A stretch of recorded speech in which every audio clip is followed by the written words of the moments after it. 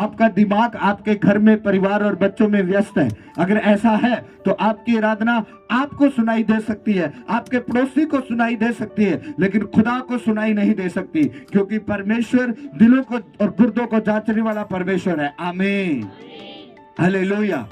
Bible कहती है पौलुस और सिलास जब जेल के अंदर बंद थे, और वचन कहता है कि वो बेड़ियों से जकड़े हुए थे, और वचन कहता है कि वो आधी रात के समय परमेश्वर के आराधना कर रहे थे। क्या कर रहे थे? परमेश्वर की आराधना कर रहे थे आधी रात के समय।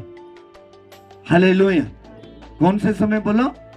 आधी रात के समय वो आराधना कर रहे थे। बाइबल कहती है वो स्तुति के भजन गा रहे थे, वो परमेश्वर की आराधना कर रहे थे, वो परमेश्वर की महिमा कर रहे थे। तो बाइबल कहती है कि परमेश्वर का आत्मा उतरा, परमेश्वर की सामर्थ्य उतरी, परमेश्वर का अभिषेक उतरा, और उस अभिषेक ने क्या किया? बाइबल कहती है जेल की दीवारें हिला दी, कैदियों के बंधन खुल गए, और जो बंद दरवाजे थे वो खुल गए, सब लोग आजाद हो गए। आमीन। मैं प्रभु का दास होने के नाते घोषणा करता हूँ, आज आप हर एक बंधन से आजाद हो जाओ, जो शैतानी है आजाद हो जाओ।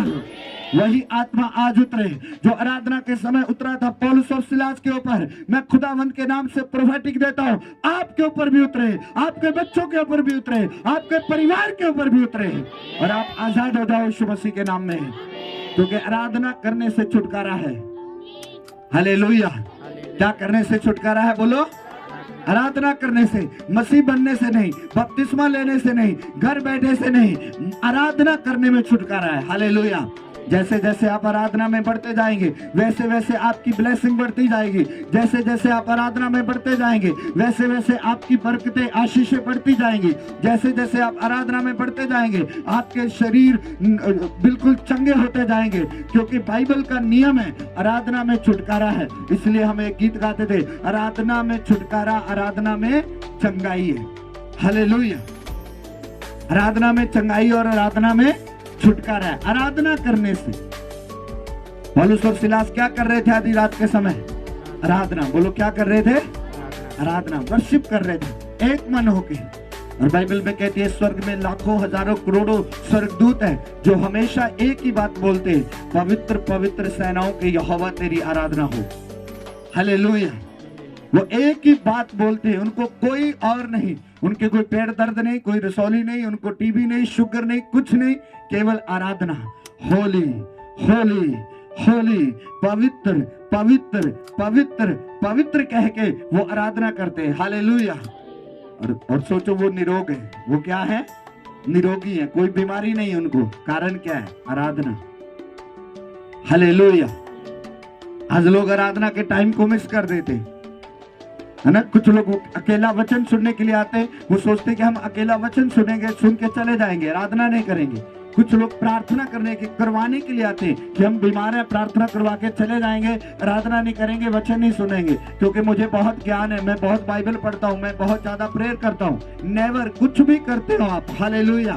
पर जब परमेश्वर ने बनाया है आपको सिर्फ इसीलिए, आराधना करने के लिए। हालेलुया। आपको तीनों चीजों को परफेक्ट लेना होगा।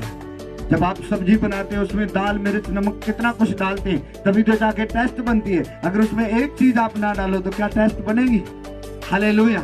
इसी तरह आपकी आराधना है, आराधना में तीन चीजें शामिल होती है, परमेश्वर के आगे प्रार्थना करना, वर्शिप करना, वचन सुनना। हालेलुया। जब आप कंप्लीट हिस्सा अपना पूरा कर लेते हो, खुदावंत आपकी जिंदगी में बड़ा काम करता है। आमीन। हालेलुया। हालेलुया। आपका ज्ञान आपको छुड़ा नहीं सकता, चाहे आप बाइबल के कितने भी बड़े ज्ञानी क्यों ना बन जाए। हालेलुया।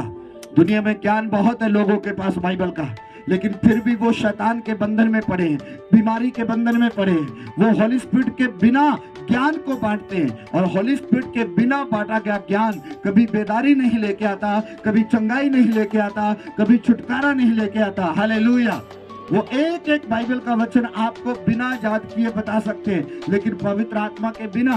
क्यों? क्योंकि उनके ऊपर वो अभिषेक का मस्सा, पवित्र आत्मा की सामर्थ, पवित्र आत्मा की भरपूरी जो खुदा अपने लोगों में देना चाहता है वो नहीं है, उनके पास ज्ञान है।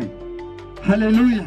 लेकिन जब आप कंप्लीट हिस्सा पूरा करते हो, आपको ज्ञान मिलता है, आपको आराधना मिलती है, आपको वचन मिलता है, आप स्टेब्लिश हो जाते हो परमेश्वर में, कामयाब हो जाते हो। फिर चाहे कोई बीमारी आए, दुख आए, मुसीबत आए, आप कभी घबराएंगे नहीं यीशु मसीह के नाम में। आमीन, हालेलुया।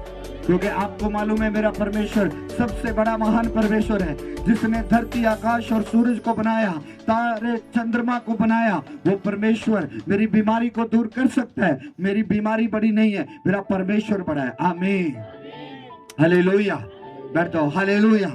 मेरी बीमारी बड़ी नहीं, मेरा परमेश्वर बड़ा है। मेरा परमेश्वर मुझे हील कर सकता है, मेरा परमेश्वर मुझे चंगा कर सकता है, मेरा परमेश्वर मुझे छुटकारा दे सकता है, पर आराधना के द्वारा। कैसे बोलो?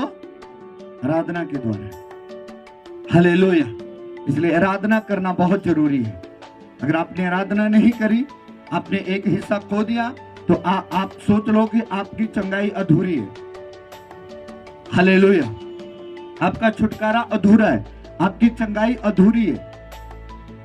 अगर आप आराधना करते हैं और उसी आराधना पे विश्वास करते हैं कि जो मैं आराधना कर रहा हूं, जो मैं प्रेयर कर रहा हूं, मेरा परमेश्वर इस आराधना को सुनेगा, इस प्रार्थना को सुनेगा और मुझे डिलीवर करेगा, आजाद करेगा, आपके साथ वैसा ही हो जाएगा। आमीन, हालेलुया।